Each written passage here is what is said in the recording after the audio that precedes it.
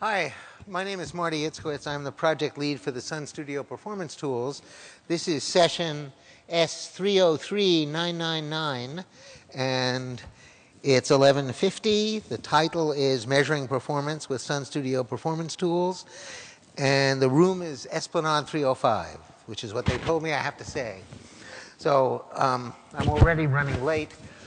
In this session, you're going to learn how to understand performance problems and how to use the Sun Studio tools to do better with them. So what I'm first going to talk about are performance problems, how you recognize them, how you triage them. Then I'll talk about the Sun Studio Performance Analyzer, how we designed it and what we're doing with it. Then I will talk about what you see when you do an initial experiment and look at the data. And then I'll switch to doing two demos, one on low-hanging fruit, which is an example of two easy kinds of errors that people typically make and how the performance tools can be used to find them. Then I'll talk a bit about Java profiling, both what it's about, and then I'll do a demo of mixed Java, C++ profiling. And then if time permits, and I suspect it won't permit much, I'll talk about some advanced topics: hardware counter performance, multi-thread performance, OpenMP, and MPI profiling. But as I said, it's likely I won't get to all of that. So in the next slide, why do you care about performance problems? Well, there are lots of reasons. First reason is because your company cares. The faster the tools that you work with are, the greater productivity you'll have, the less hardware you have to buy, the cheaper the cost. And also because your peers, if you're developing software internally for other people in your company, or your customers, if you're developing software for people who buy it or use it for free, care. Because again, performance really affects productivity, and that affects how much equipment you need and so forth. My favorite reason is because it's interesting and surprising. As it turns out, most times people write their code with a model in their head of how the code will behave in the real system when they use it. And often the real way it behaves doesn't match at all. And this can cause, you get performance problems from that kind of disconnect. I'll give you one example from my own work. I worked on a compiler, actually an assembler, a long time ago. So long time ago that it was reading cards and not typing lines.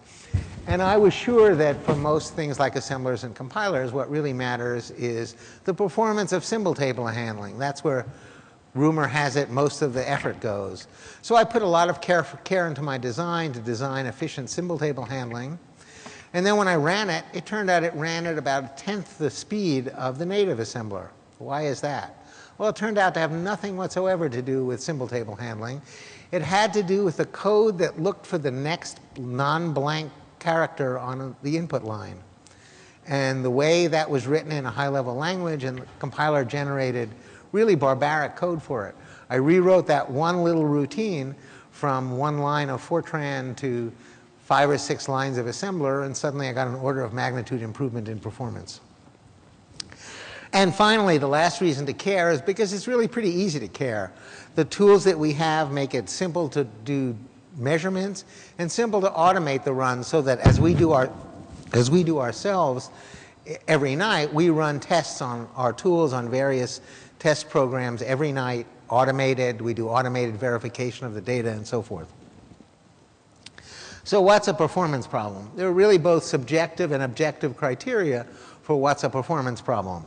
It could be that it just takes too long to finish, it responds too slowly. It's whatever you think isn't good enough. And that expectation will change, because what's good enough on a new laptop isn't quite good enough on the older machine. What's good enough with a small set of data isn't good enough for a big set of data.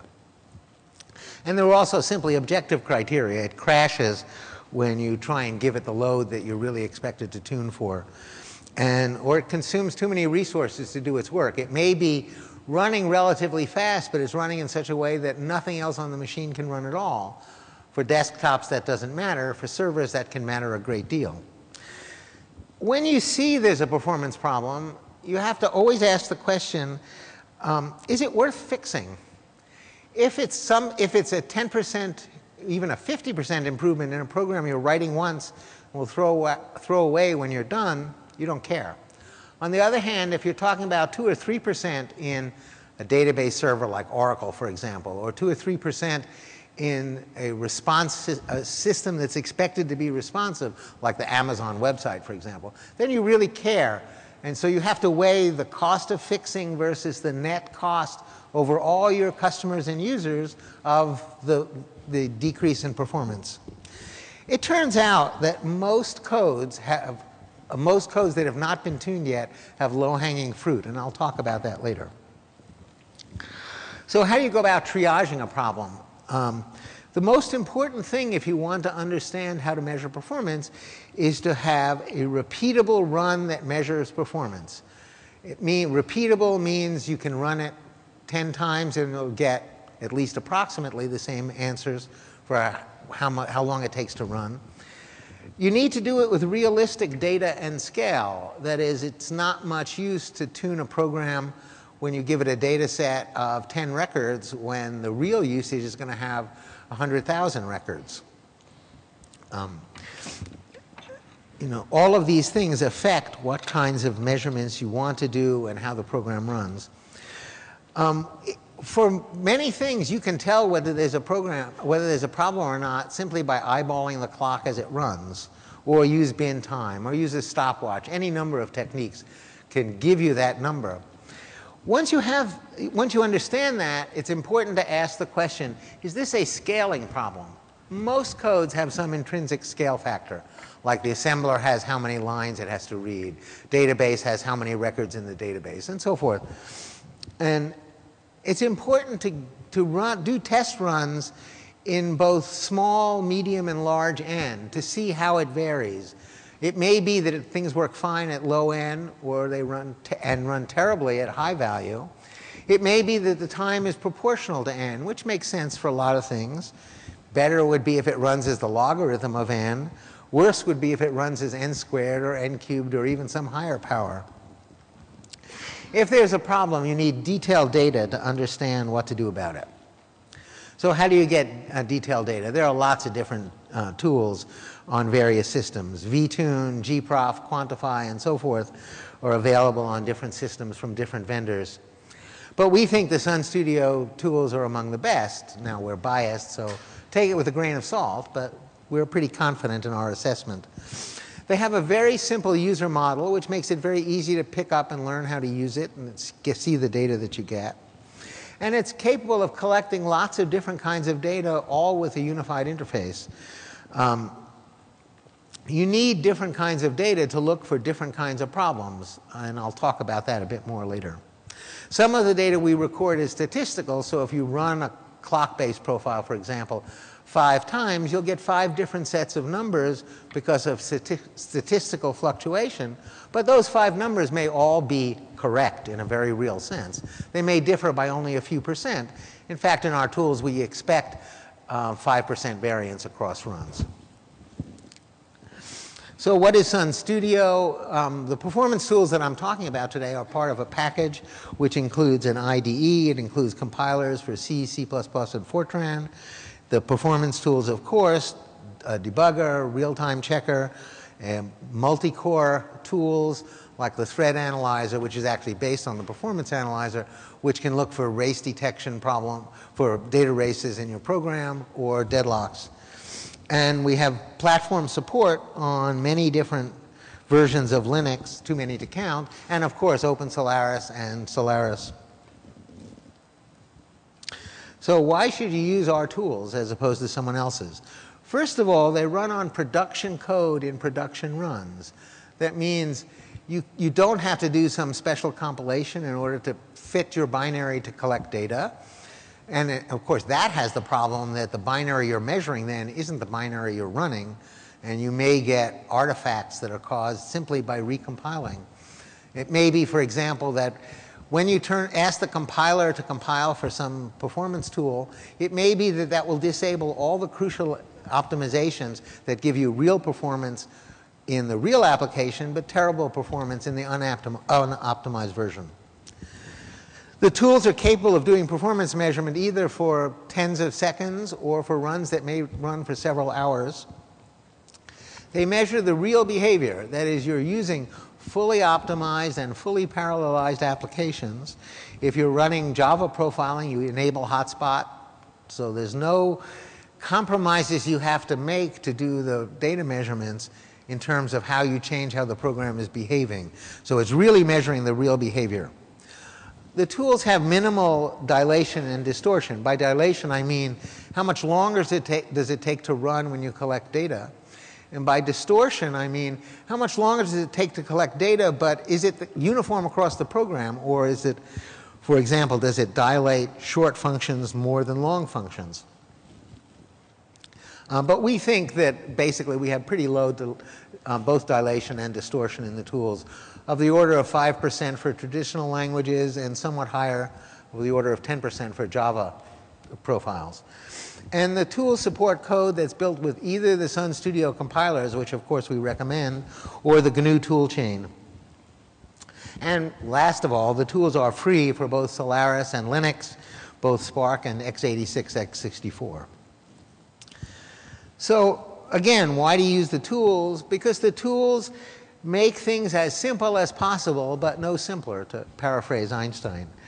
They make things as simple as possible by showing the data to you in your source model. That is, if you're running C++, we'll show you C++. If you're running Java, we'll show you Java. And this is especially true for OpenMP and MPI, where the way you write your program has assumptions, and you really want to show things in the context of how that program runs. The tools, however, do not oversimplify what we're showing the users. They show exactly what the compiler did, including inlining functions and outlines, various optimizations. It shows clones, where the compiler may decide that you're calling this function with a fixed argument, and I'll make a copy of it to just handle that fixed argument because I can make it so much faster. And also for Java profiling, we'll show you what the JVM did, including interpreted methods and compiled methods, and what the garbage collector is doing and what the hotspot compiler itself is doing. So here's a picture of the user model. The first step is to compile your code, and as I said, just do a production compilation. Make your target, whatever it is. Second step is to collect data, and you do that by just prepending the invocation of your application with the collect command. Collect command takes lots of arguments, lots of different kinds of data you can measure, and lots of different ways to record it and where to save it and so forth. But the simplest experiment is just collect a.out and a.out's arguments. That gives you a clock profiling experiment, and I'll talk about that later. And the last step, you have an experiment recorded, and you can look at it either with a GUI that allows you to browse the structure of the program, see annotated source and disassembly and so forth, or there's an ERPrint, which is a command line version that produces ASCII reports that you can use for further analysis. So what are the questions that you have for performance measurement? You really care about what can I change, or what can I as the author change in my program in order to make it run faster. And that's why it's so important to present data in the context of the user model. For OpenMP, for example, where parallel routines are actually invoked in a rather arcane way, it's important for us to record the data and translate it back into the model that OpenMP presents in abstract, so you're not groveling around in the depths of the implementation, but you're only dealing at your source level. You also want to understand what resources are being used by your program, where they're being used, that is, where are the hotspots in your program, and in some cases, how did you get to that hotspot? Knowing your program is spending all of its time in matrix multiply may not help unless you can figure out which of the expensive multiplies. It's not the 2x2s, it's the 1,000 by thousands, for example. And in general, the architectural objective, the design objective that we had in developing the tools was to minimize the number of mouse clicks that it takes to get to the aha point, the point at which you slap your head and said, oh, what idiot wrote that? So let me continue now and talk about questions for single-threaded applications. For single-threaded applications, the most important question is, are you using the CPU efficiently? That is, does the code Is the code wasting time trying to do the computation, or is it doing it relatively efficiently? You may care about memory subsystem. Are there translation look-aside buffer misses which cause slowdown? Are there cache misses? Is the problem a latency problem or a capacity, a bandwidth problem? That is the problem you have that every time you ask for data, it's not in the cache, or is the problem you have that you're trying to read data so fast that the cache can't keep up? There's not enough bandwidth to get it. If you care about I/O, you care about I/O system problems. And again, is it disk or network that you care about? Is it latency or bandwidth? Might it be paging? Could it be that the main reason your program is running so slowly is that you don't have enough physical memory, and so every time the program moves from one piece of code to another, you have to page in more stuff. Last slide, I think, on performance questions.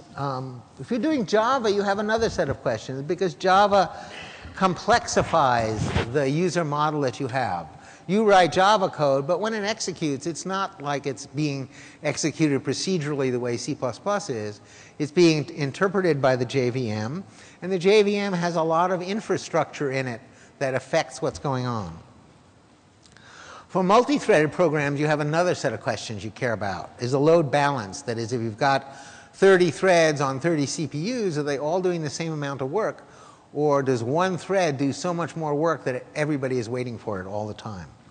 Is there lock contention? The key in doing multi-threaded programming is managing your locks. If you have a big lock that locks essentially all your data, you're going to run single-threaded. If you have a tiny lock that only locks one field in one record, you may spend far too much time doing your locking. So it's a compromise, as most performance work is. For the OpenMP, you care about how the parallel constructs are being generated, what tasking is going on. For MPI, you care about things like what messages are being sent, what's the latency in those messages, what's the bandwidth in transmitting those messages, so forth. So I've talked about the general notion of how you measure performance, how you set your mind to figure out how to run your application to get the data you care about. And now I'll talk a little bit about what kinds of data you get and what you see. So when you start out, if you just ran collect by itself, collect with the A.out and its arguments, you get a clock profiling experiment. Default is about 10 milliseconds. It's not exactly 10 milliseconds because we don't want correlations with the system clock. And it does a statistical sampling of call stacks. That is, every time the profile clock ticks, we unwind the call stack and record the entire stack. For OpenSolaris, we have some really wonderful what is called microstate accounting information, which allows you to profile your application not only when it's using CPU time, but also when it's waiting for I/O or waiting for paging and various other reasons. On Linux, we only have user CPU time. That's because the kernel does not support the more sophisticated microstate accounting that's in OpenSolaris. And also, it turns out, alas, that many Linuxes are not quite as reliable as OpenSolaris. They lie about how they're profiling, especially Zen kernels. They say, well, you ask for 10 millisecond profiles, they say, okay, we'll give you 20, and they actually give you 12. And this causes problems. Clock profiling experiment is usually the best experiment to start out with. And when you run it and you bring up the analyzer, the first function that you see at the top of the list is this artificial function called total. That allows you to see some perspective against the whole run. It's the sum of all the data from all the run. It's always at the top of the function list, and it shows data aggregated for the entire experiment. And if you load more than one experiment, you see data aggregated over all of them. So here's a picture of the function list on OpenSolaris for a simple program. This is an artificial program that just does a bunch of things that are typical of different programs. And we do the measurements. The program runs about each of these little tasks about 3 seconds. And what you see is the function list. You can see total at the top with about 51 seconds. And then you see all these functions underneath that represent the time spent. That's a CPU-bound program. On Linux, for the same program, notice the right-hand column. Let me go back, sorry. Notice there's a right-hand column there, a right-hand tab that has lots of different data, including user CPU, wall clock time, system CPU time, and so forth. On Linux, you only see user CPU time, but otherwise the tools behave identically. If you're running an I/O-bound job, you'll see something very different, and here's what you see. This was actually done on bin-tar, I believe. You can see there's like less than 2 seconds of total time, but the entire run was like several minutes. So that's the difference between CPU time and I/O bound. So now I'm going to talk about low-hanging fruit and go into two simple performance problems. So let me find, I have a screenshot up here, but we had trouble adjusting the laptop to figure out how to get the right thing lined up for the display. Anyway, here's an example that I wrote which was called lowfruit.c, and it shows two specific kinds of low-hanging fruit. You can see that there's a bad insert and a good insert functions, and bad insert takes 5 seconds, good insert takes 3.3 seconds. I'll switch to sorting on inclusive time. So, and there's also a bad init and a good init. If you look at bad insert, you can go to the source, and now you're seeing the data that is lined up on a per source line. So here's the init function.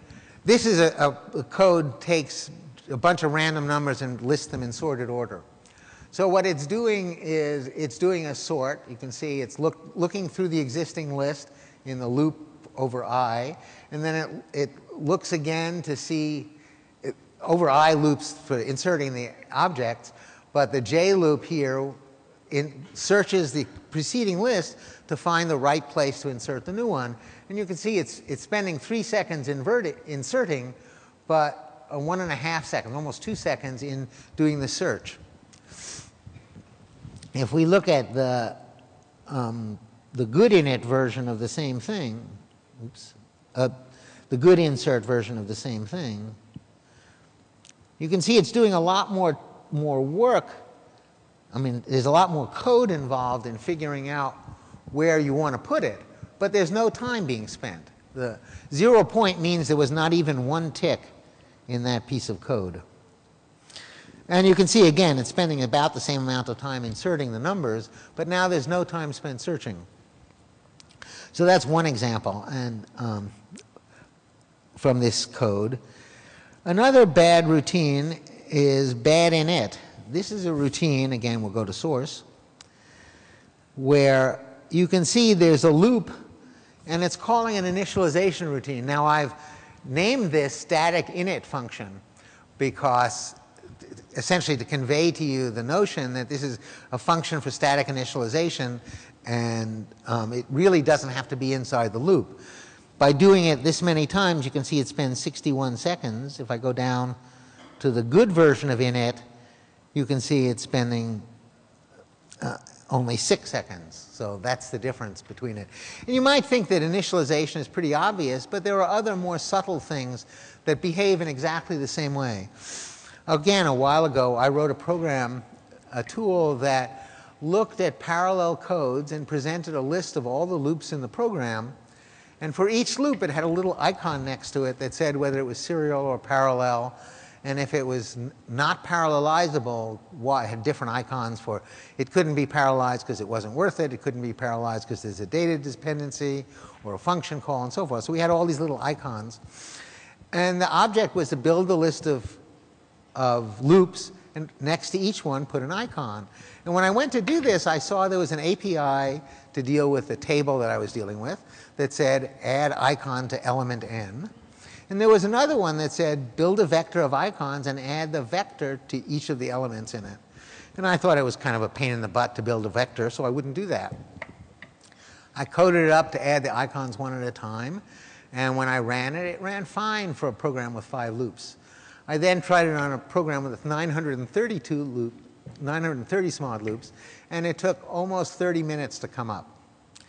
It turned out that when you add an icon to an entry in the table, icon might be taller than the text, so that each time you did that, the code would go through the entire table to figure out what the maximum line was and set the line height to that line. By doing this in the loop, going through every loop in my program, that meant that every single time it would recompute the entire size of the list for every single icon. Adding it as a vector of icons, it only did the recomputation once. And this took the running time from about 30 minutes to 30 seconds in bringing up this big display.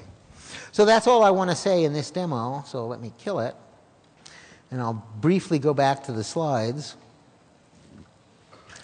So I'm going to talk now about Java profiling. You might think naively that the JVM is just a C++ program, and therefore, what's the problem here? Well, it turns out it has lots of peculiarities, shall we say. For one thing, it runs code that it dynamically constructs and stuffs into its own data space. It can make calls through JNI to native code that the user supplies. And it also it monitors the performance of what it's doing, and it may decide, gee, you're using this function often enough that I will convert it into a machine language version of it, assembler code. And that's called hotspot, and it can make an enormous difference in the running of the application. It's also true that the JVM has many threads. It has user threads, and it has its own housekeeping or system threads. And that implies, the architecture of the JVM implies that we have to capture two call stacks to make sense of the data. One call stack is what the JVM thinks is going on. That is the call stack showing methods in user Java. The second call stack is the native call stack that shows what's really happening in the machine. And this is especially important for mixed Java and C++, where once you transition out of the JVM, it doesn't know what functions are being called by your C++ code.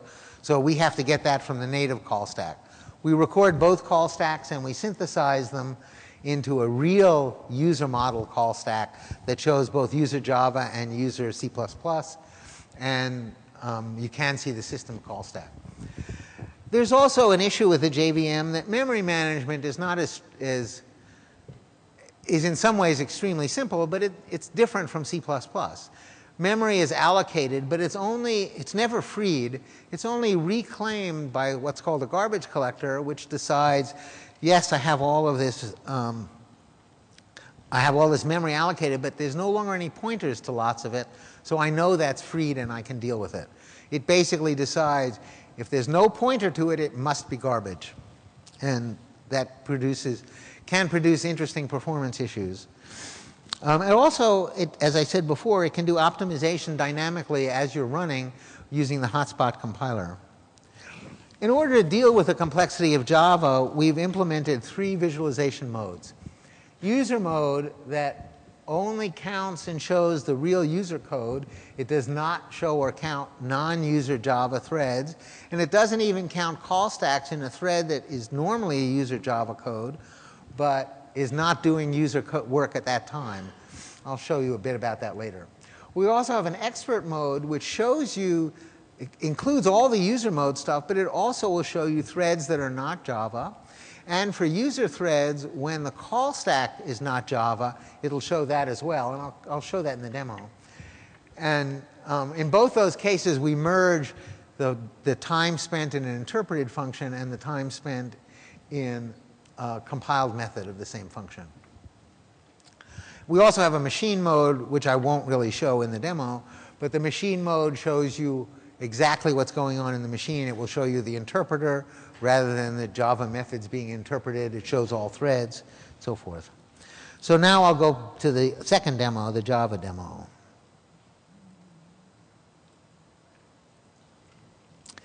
So this is what happens. I ran a profile on Java. This is a code that, like the other synthetic programs I use for testing and demos, does a bunch of different things. And this particular one has places where it will call, it dynamically loads a C++ shared object, dynamically calls into methods in that object, which call into further methods, and it also actually calls back into Java all through JNI.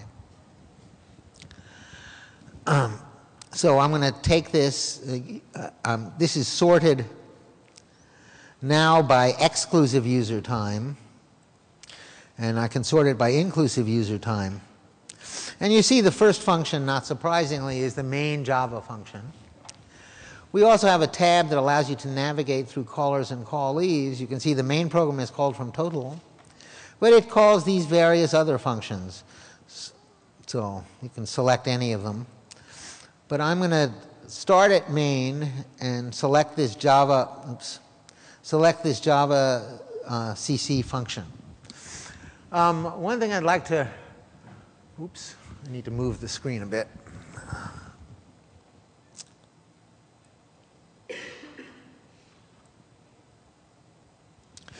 Notice that the source file listed is a .java file, and the object file listed is a .class file. That shows this is Java. If I click to what it calls, I'm calling another function, but now it's C++. And you can see the source code is a C++ file, and the object file is the shared object that was built and loaded. So the tools essentially provide a completely seamless transition between Java and C++. I'll look at the source for this. You can see this is C++ code. Look at the disassembly. You can see it's native code. But if I go back up to the Java code and look at the source, you see Java methods.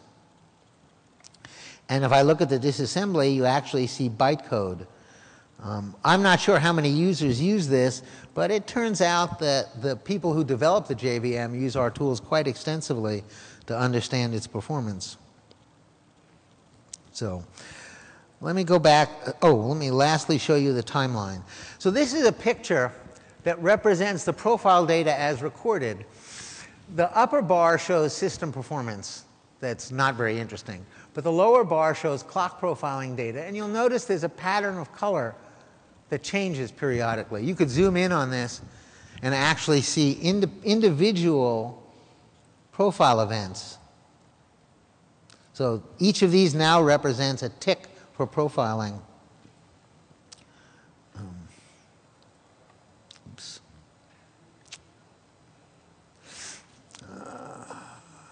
Let me go back to full screen.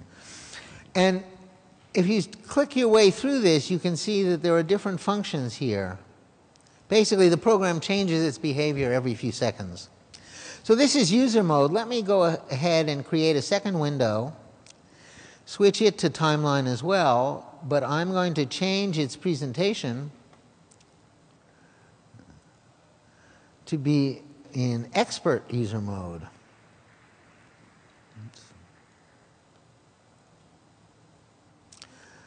Okay, so now in expert user mode, you'll notice there's a thread 1 which didn't exist in user mode. That's because it never really did anything in user code. There's actually, I think, there's only one event in it, and it's all the way at the end. The second thread is the user thread, and there's a subtle difference here. You'll notice a couple of places like here, there's something appears differently, and at the very beginning here, there's a bunch of stuff going on that you can see in expert user mode that you can't see in user mode.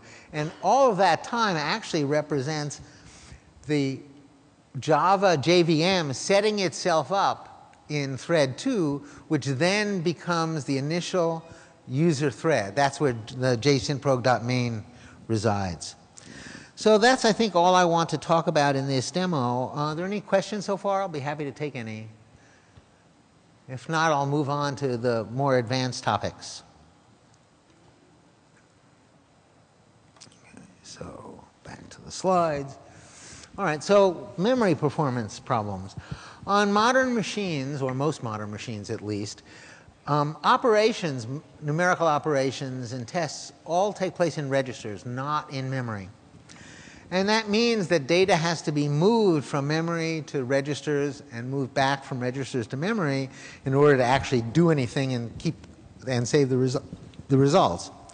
When you do this, that is, an instruction to load a memory location into a register has lots and lots of stages in the machine pipeline it goes through. It may get a translation look-aside buffer miss, which says, I know you're looking for this virtual address, but I don't have a page for that virtual address mapped yet. So that has to be done. It may miss in the level 1 cache, or miss in the level 2 cache, or in the level 3 cache, depending on what machine you have. Every chip, pretty much, has a different configuration of caches and memory controllers. They have different cache sizes and different responsiveness and different refill policies. There are also potentially problems with memory controllers, memory banks, and how they're interleaved, how much bandwidth you have from the bank to the cache system. What really matters in these cases are the total costs of loads and stores, and I'll talk about that specifically in a moment. We've implemented something called hardware counters to support measuring these costs. They work on both x86 and x64 on Intel architecture chips, x86 and x64, and on SPARC. The screenshots I'm showing you are on SPARC because the SPARC counters have a nice advantage that the other chips don't. Specifically, they have a way of counting cycles spent due to a cache miss. And that's really important because it gives you a good estimate of the cost of the miss, as opposed to merely that the miss took place.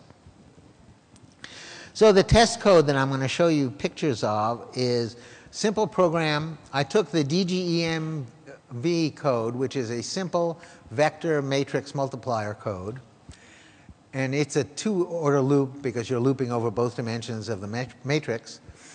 And there are 2 ways to write it. You can either have the row as the outer loop and the column as the inner loop, or the column as the outer loop and the row as the inner loop. So I wrote a file that had these 2 computations, one with the inner loop one way, one with the inner loop the other way.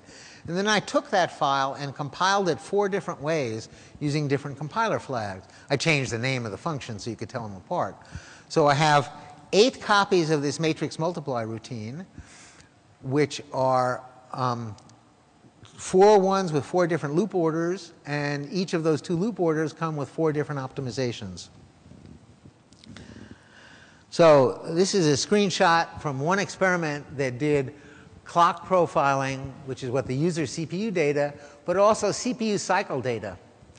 And it turns out, what you can see in this list immediately is that there's DGEMV G1 and G2. 1 and 2 represent the 2 orders. And G represents compilation with no optimization. P represents compilation with optimization and parallelization. O means just ordinary optimization minus O. And fast, and high rather, means high level of optimization, which does even more optimizations. So what you can see from here are all the different flavors of DGEMV are all, remember, doing exactly the same computation, but they take varying amounts of times. From the high optimization is about 3 seconds, and the unoptimized with the other loop order is about 14 seconds. So I first want to point out, you might think that user CPU time and CPU cycle time are really the same thing, but it turns out they're subtly different. User CPU time is what accumulates whenever the operating system thinks you're running in user mode. User CPU cycles accumulate only when the chip thinks you're running in user mode, and those 2 are not always the same. In particular, they're different when the program you're running takes a TLB miss. Because TLB miss performance is so crucial to the aggregate performance of the application, the operating system, OpenSolaris, decided they would not change from user CPU time to system CPU time to service a TLB miss. Give you more accurate data, but it would take twice as long, and it wasn't worth it. So it turns out the difference between user CPU time and user CPU cycles is exactly that time. It's the time spent in translation look-aside buffer handling. And that's an important thing to know because that tells you how you may be organizing your data that might be different.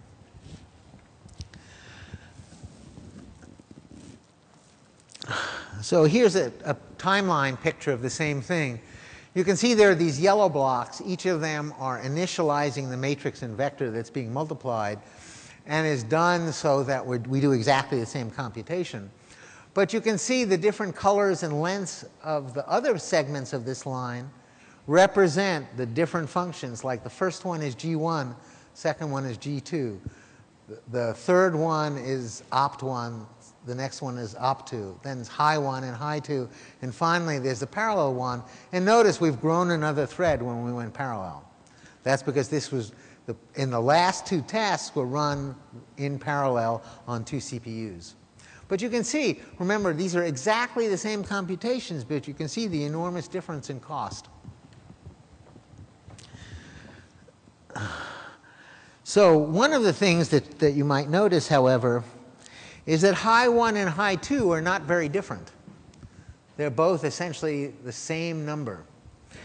And the reason for that is that the compiler is actually pretty smart. And it understands memory layout, and it understands that the row loop order is better than the column loop order. And so the compiler, as it says in the two messages that have the arrows next to them, it interchanges the inner and outer loop because it knows that's an optimization that will give better performance. Again, that's one of the nice features of the Sun Studio compilers, is they produce all this commentary about how they're compiling your code, what they know about it. And that can be very helpful to users because it will tell you what you can, it can tell you what you might want to change in order to help the compiler do a better job optimization. So now I'm showing you another screenshot. Here's where I took two experiments. The first experiment did user clock profiling, CPU cycle profiling, and D&E cache stall profiling. D cache on this chip is the first order cache, E cache is the second order cache. I then ran a second experiment on the same code in which I measured E cache stall time and I cache stall time. So on this one picture, you have 5 columns of data which represent the partitioning of the user CPU time into TLB miss time, the difference between user CPU and user cycles, E cache stall time, the fourth column, D cache stall time, which is the difference between the third column and the fourth column, and I cache stall time. Notice that I cache is not very important in this program at all, but the difference caused by TLB misses is quite significant. And for the 1 and 2 versions, except when you go to high, there's a big cost of D and E cache stalls. And again, this shows you how you organize your data tells you what to look at. Now, I've got about 4 minutes left. Let me talk a little bit more about data space hardware counter profiling. Another thing that our tools are capable of doing, although unfortunately only on Spark, because the hardware won't let us do it on other systems, we can do data space profiling, where when you get a cache miss, we not only record where in your program you had that miss, but what virtual address was being referenced. And because of that, we can take the virtual address and map it into data structures in your program.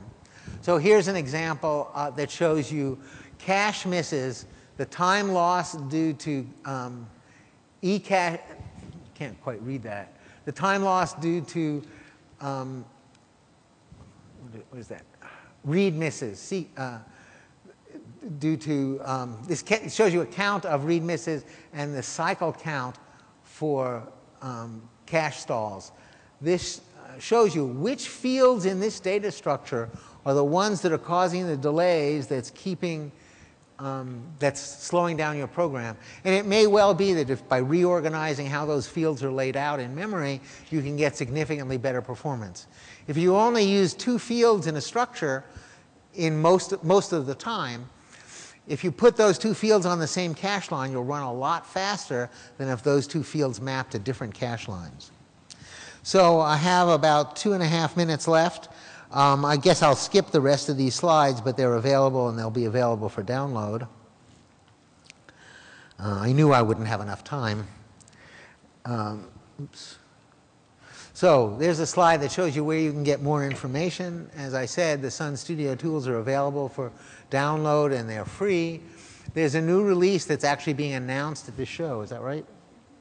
And although I don't know that we will have DVDs of them to hand out in the show, you can download them online. And I have a couple more minutes and I'll take any questions.